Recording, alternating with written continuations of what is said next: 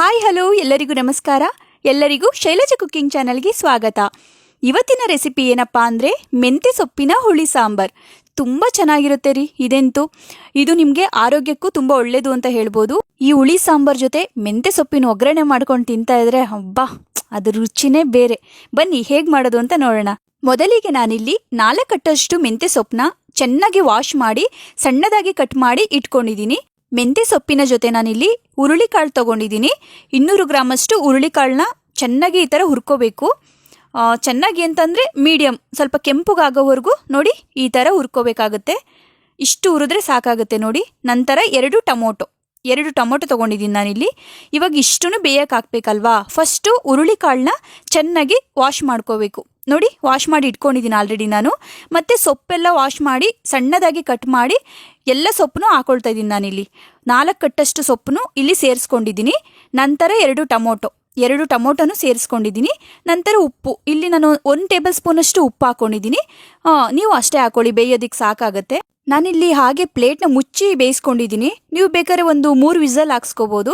Whistle ಹಾಕ್ಸ್ತೀನಿ ಅಂದರೆ 3 whistle ಹಾಕ್ಸಿ ಸಾಕಾಗುತ್ತೆ. ಯಾಕೆಂದರೆ ಆಲ್ರೆಡಿ ನಾವು ಹುರುಳಿಕಾಳನ್ನ ಹುರ್ಕೊಂಡಿರ್ತೀವಲ್ವಾ. ಪ್ಲೇಟ್ ಮುಚ್ಚಿ ಬೇಯಿಸ್ಕೊಂಡ್ರೂ ಸ್ವಲ್ಪ ಹೊತ್ತಿಗೆ ಬೆಂದೋಗ್ಬಿಡುತ್ತೆ ನೋಡಿ. ಟೊಮೊಟೊ ಎಲ್ಲ ಈ ಥರ ಬೇಯಬೇಕು.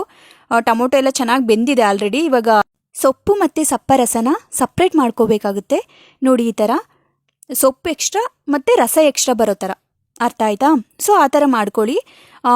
ಅದರಲ್ಲಿ ಸೊಪ್ಪಲ್ಲಿ ಸ್ವಲ್ಪನೂ ನೀರು ಉಳ್ಕೋಬಾರ್ದು, ಸ್ವಲ್ಪನೂ ರಸ ಉಳ್ಕೋಬಾರ್ದು. ಸೊ ಆ ಥರ ನೀವು ಅದನ್ನು ಸ್ವಲ್ಪ ಹೊತ್ತು ಈ ಥರ ಹಿಂಗೆ ಬೇಷನ್ಗೆ ಹಾಕ್ಬಿಟ್ಟಿಟ್ರೆ ಅದೆಲ್ಲ ಪೂರ್ತಿ ರಸ ಎಲ್ಲ ಇಳ್ಕೊಂಬಿಡುತ್ತೆ.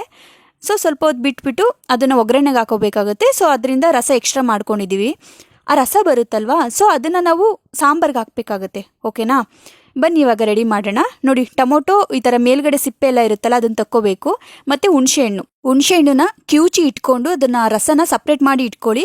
ಬನ್ನಿ ಇವಾಗ ಮಸಾಲ ರೆಡಿ ಮಾಡೋಣ ಸಾಂಬಾರಿಗೋಸ್ಕರ. ಒಂದು ಮಿಕ್ಸಿ ಜಾರಿಗೆ ಒಣಗಿರುವಂತಹ ಕೆಂಪು ಮೆಣಸಿನಕಾಯಿ 10 ತೊಗೊಂಡಿದ್ದೀನಿ. ಮತ್ತು ಮೆಣಸು 1 ಟೇಬಲ್ ಸ್ಪೂನ್, ಜೀರಿಗೆ 1 ಟೇಬಲ್ ಸ್ಪೂನ್, ಬೆಳ್ಳುಳ್ಳಿ 2 ಗೆಡ್ಡೆ, 12ರಿಂದ 15 ಎಸ್ಲು ಬರುತ್ತೆ. ನೀವು ಇದನ್ನು ಅರಳೆ ಮೇಲೆ ಕೆಂಪು ಹುರ್ಕೋಬೇಕಾಗುತ್ತೆ, ಏಕೆಂದರೆ ಸಾಂಬಾರ್ಗೆ ಅದೇ ರುಚಿ ಅದಕ್ಕೆ. ಹಾಗೆ ಕಾಯಿ, ತೆಂಗಿನ ತುರಿನ ನಾನಿಲ್ಲಿ ಅರ್ಧ ಒಡೆ ತೊಗೊಂಡಿದ್ದೀನಿ. ಇನ್ನರ್ಧ ಒಡೆನ ಪಲ್ಯಕ್ಕೆ ಹಾಕೋಣ ಅಂತ. ಓಕೆನಾ? ಅಂದರೆ ಇಲ್ಲಿ ಸಣ್ಣ ಒಡೆ ತೊಗೊಳ್ಳಿ, ಪಲ್ಯಕ್ಕೆ ಸಣ್ಣ ಒಡೆ ತೊಗೊಳ್ಳಿ. ಸ್ವಲ್ಪ ದೊಡ್ಡ ಒಡೆನ ಸಾಂಬಾರಿಗೆ ಯೂಸ್ ಮಾಡ್ಕೊಳ್ಳಿ, ಕರೆಕ್ಟ್ ಆಗುತ್ತೆ. ಹಾಗೆ ಇಲ್ಲಿ ಬೇಯಿಸಿರುವಂತಹ ಟೊಮೊಟೊನು ಸೇರಿಸ್ಕೊಳ್ತಾ ಇದ್ದೀನಿ ನೋಡಿ ಮಸಾಲೆಗೆ. ಈ ಥರ ಚೆನ್ನಾಗಿ ರುಬ್ಬಬೇಕು, ಸಾಫ್ಟಾಗಿ ಪೇಸ್ಟ್ ಆಗಬೇಕು.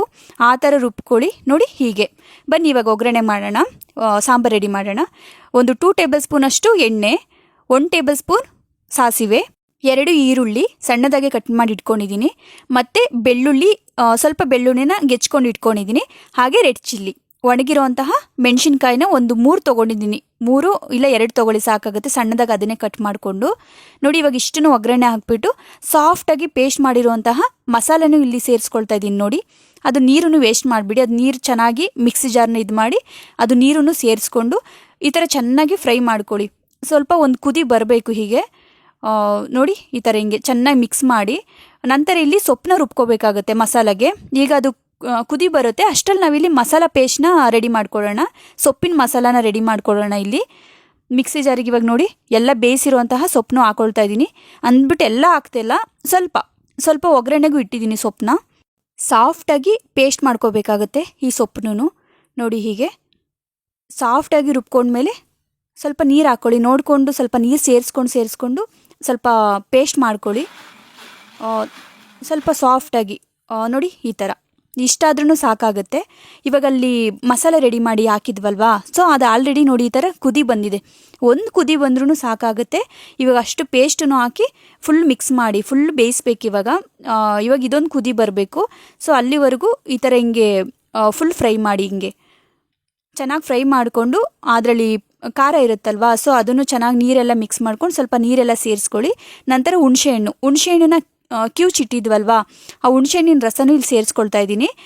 ನಂತರ ಮತ್ತು ಸೊಪ್ಪಿಂದು ರಸ ಇತ್ತಲ್ವಾ, ಸೊ ಆ ರಸನೂ ಇಲ್ಲಿ ಇದಕ್ಕೆ ಸೇರಿಸ್ಕೋಬೇಕಾಗತ್ತೆ. ಎಕ್ಸ್ಟ್ರಾ ಎತ್ತಿಟ್ಟಿದ್ವಲ್ವಾ, ಸೊ ಆ ರಸನೂ ಇಲ್ಲಿ ಸೇರಿಸ್ಕೊಂಡು ಉಪ್ಪನ್ನ ಸೇರಿಸ್ಕೊಳ್ಳಿ. ಅದು ಸೊಪ್ಪಿಗೂ ನಾವು ಉಪ್ಪು ಹಾಕ್ಬಿಟ್ಟು ಬೇಯಿಸಿರ್ತೀವಿ. ಇದ್ರಲ್ಲಿ ನೋಡ್ಕೊಬಿಟ್ಟು ರುಚಿ ನೋಡಿಕೊಂಡು ನೀವು ಸೊಪ್ಪು ಹಾಕಿ. ಇವಾಗ ಸಾಂಬಾರು ರೆಡಿ ಆಗಿದೆ, ಅದು ಕುದಿ ಬರಲಿ ಅಷ್ಟರಲ್ಲಿ ನಾವಿಲ್ಲಿ ಸೊಪ್ಪು ರೆಡಿ ಮಾಡ್ಕೊಳ್ಳೋಣ. ಸೊಪ್ಪಿನ ಪಲ್ಯನ ಒಂದು ಬಾಣಲಿಗೆ ಒಂದು 2 ಟೇಬಲ್ ಸ್ಪೂನ್ ಎಣ್ಣೆ, ಸಾಸಿವೆ, ನಂತರ ಮೆಣಸಿನ್ಕಾಯಿ, ಒಣಮೆಣ್ಸಿಕಾಯಿ ಇರುತ್ತಲ್ವ ಅದೊಂದು 2 ಹಾಕೊಳ್ಳಿ ಸಾಕಾಗುತ್ತೆ. ನಂತರ ಬೆಳ್ಳುಳ್ಳಿ, ಜಜ್ಜಿಟ್ಕೊಂಡಿರೋಂಥ ಬೆಳ್ಳುಳ್ಳಿ ಮತ್ತು ಈರುಳ್ಳಿ. ಈರುಳ್ಳಿ 1 ತೊಗೊಂಡ್ರೂ ಸಾಕು, ನೋಡ್ಕೊಂಡು ಹಾಕೊಳ್ಳಿ, 1 ಇಲ್ಲ 1.5, 2 ಹಾಕಿದ್ರೆ ಚೆನ್ನಾಗಿರುತ್ತೆ ಈರುಳ್ಳಿನ.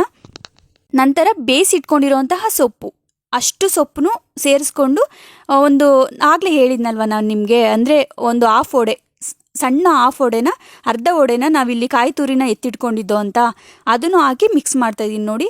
ಈ ಥರ ಚೆನ್ನಾಗಿ ಮಿಕ್ಸ್ ಮಾಡ್ಕೊಳ್ಳಿ ಎಲ್ಲ. ಸೊಪ್ಪಿಗೆ ನೀವು ಮತ್ತೆ ಉಪ್ಪೇನು ಹಾಕಬೇಕು ಅಂತಲೂ ಏನಿಲ್ಲ, ನೀವು ನೋಡ್ಕೊಳ್ಳಿ. ಒಂಚೂರು ಸೊಪ್ಪು ತಿಂದ್ಬಿಟ್ಟು ಟೇಸ್ಟ್ ಮಾಡಿ ಹೇಗಿದೆ, ಸೊಪ್ಪಿಗೆ ಇನ್ನೊಂಚೂರು ಉಪ್ಪು ಬೇಕಾಗುತ್ತಾ ನೋಡಿಕೊಂಡು ನೀವು ರುಚಿಗೆ ಬೇಕಾದ್ರೆ ಉಪ್ಪನ್ನು ನೀವು ಸೇರಿಸ್ಕೋಬೋದು. ಇಲ್ಲಾಂದರೆ ಸೊಪ್ಪೆಲ್ಲ ಆಲ್ರೆಡಿ ಉಪ್ಪಲ್ಲಿ ಬೆಂದಿರುತ್ತೆ, ಚೆನ್ನಾಗಿ ಮಿಕ್ಸ್ ಮಾಡಿದ್ರೆ ಪಲ್ಯ ರೆಡಿಯಾಗಿ ಹೋಗ್ಬಿಡುತ್ತೆ. ನೋಡಿ ಈ ಸೈಡೂ ಸಾಂಬಾರು ರೆಡಿ ಆಗ್ತಿದೆ, ಆ ಕಡೆನೂ ಸೊಪ್ಪಿನ ಪಲ್ಯನೂ ರೆಡಿಯಾಗೋಯ್ತು. ನೋಡಿ ಎಷ್ಟು ಹೆಂಗೆ ಕುದಿ ಬರ್ತಾಯಿದೆ ಅಂತ. ಬಟ್ ಆ ಸ್ಮೆಲ್ಲಲ್ಲೇ ನಮಗೆ ಗೊತ್ತಾಗ್ತಿತ್ತು ಸಾಂಬಾರು ಇಷ್ಟು ಚೆನ್ನಾಗಿದೆ ಅಂತ. ಇದು ಬರೀ ಮೆಂತ್ಯ ಸೊಪ್ಪೆ ಹಾಕಿ ನಾವು ಮಾಡಿದ್ದೋ, ಒಂಥರ ಹುಷಾರಿಲ್ದಿದ್ದವ್ರಿಗೆ ಔಷಧಿ ಅಂತಲೇ ಹೇಳ್ಬೋದು, ಅಷ್ಟು ಚೆನ್ನಾಗಿರುತ್ತೆ.